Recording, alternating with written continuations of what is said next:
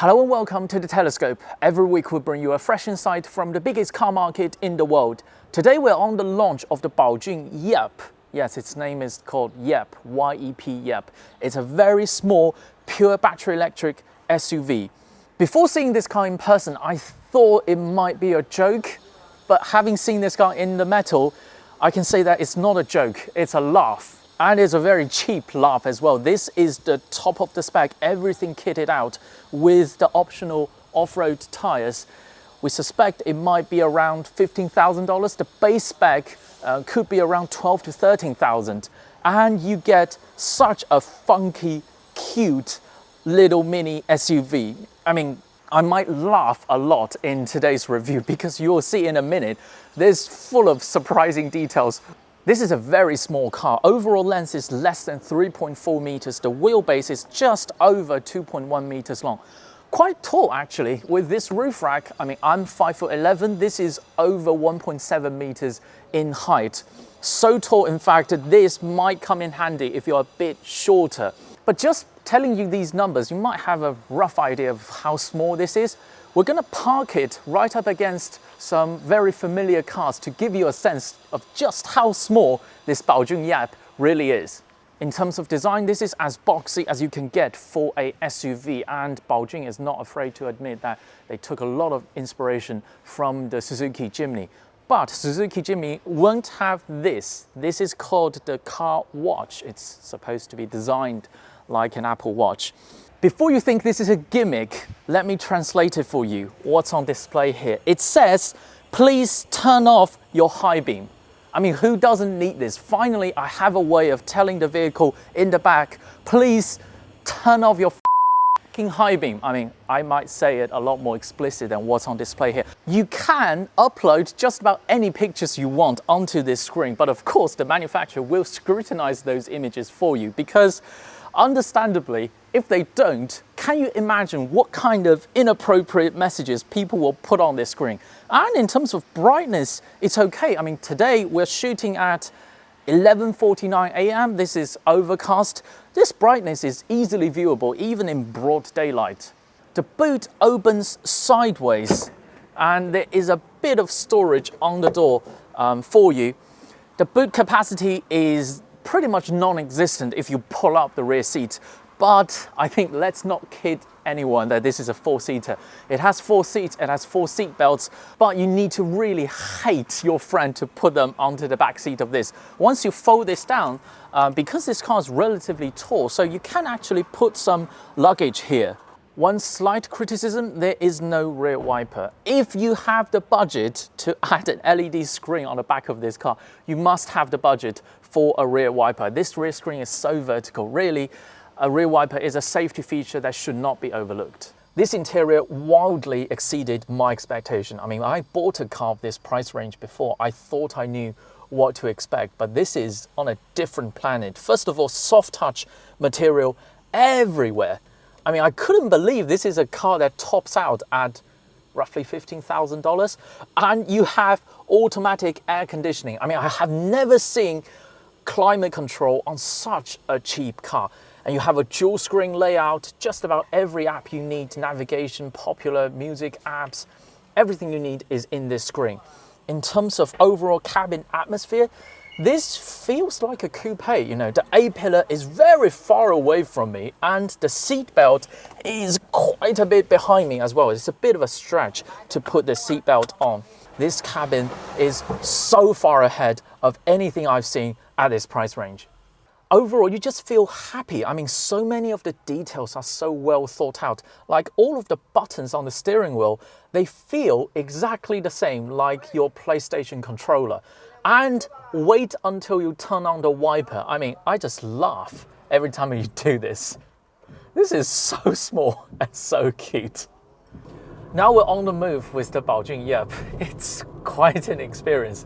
Powertrain-wise, this is on the same motor and battery combination as the Wuling Bingo. So it's on the 50 kilowatts electric motor and a 30 kilowatt hour battery.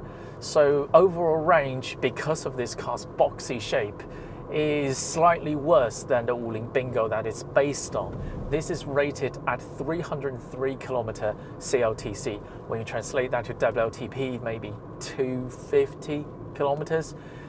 In EPA terms, maybe 120 miles, roughly, there or thereabout. While this car does have fast charging, this is not a car that you can drive long distance, obviously. This is just meant to do this kind of city runabout. Now I'm gonna floor it in this car.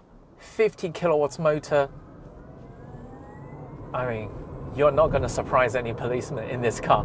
And it's pretty mild acceleration. The top speed of this car is 106 kilometers an hour indicated. So the 0 to 100 acceleration time is kind of irrelevant. Once you pick up the speed, the tire noise, the wind noise are all very significant. The wind noise is because, well, just look at it. It's very boxy shape.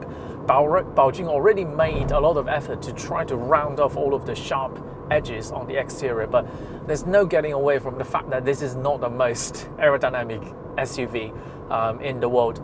Tire noise may be better than this because we are on the optional off-road tires today.